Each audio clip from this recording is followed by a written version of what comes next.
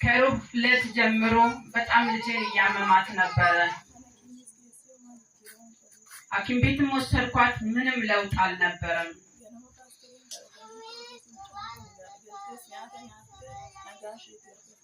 ጠዋት ፓስተር ጸለየላት፣ ምግብ አትበላም ነበረ።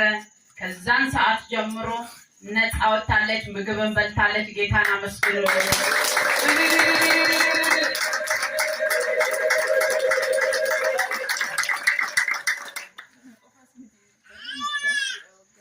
ይህ ብቻ አይደለም። አምና ደግሞ 2017 መጀመሪያ ላይ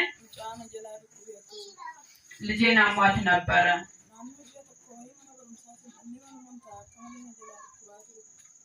አንድ ወር አካባቢ ትምህርት ቤትም ሳልሄድ በቤት ውስጥ ቁጭ ብዬ እሷን ይዤ ተቀምጬ ነበረ።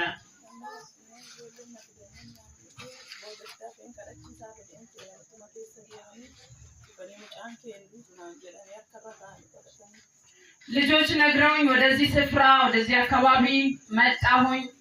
ከዛ በኋላ መጨረሻ ላይ ቀርቼ አጸልያለሁ ብዬ እያሰብኩ ያለ ራሱ ፓስተር ወደ መሃል ገባና ልጄ ላይ እጁን ጭኖ ጸለየላት። ከዛን ቀን ጀምሮ ልጄ ነፃ ናትና አመስግኑልኝ እግዚአብሔርን።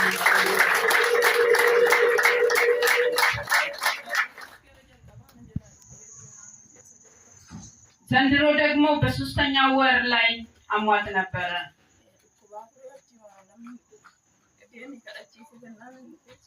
ወደዚህ ስፍራ መሩኝና ሰዎች ነገሩኝና እንደገና መጣሁኝ።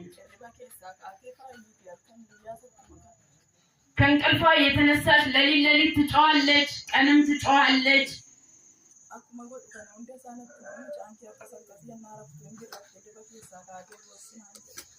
ከዛ በኋላ ፓስተር የሚያደርጋትን ሁሉ እንዴት እንደሚያደርጋት እንዴት እንደምትጮህ ከነ ምልክቱ ቁጭ አድርጎ ነገረኝ።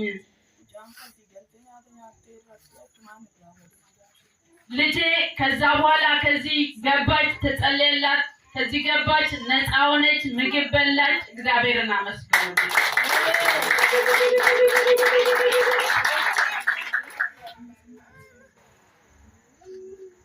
አሁን ደግሞ እናቴ በጣም ታማለችና ለእናቴ እንድትጸልይልኝ እፈልጋለሁ። እስቲ እግዚአብሔርን አመስግኑ።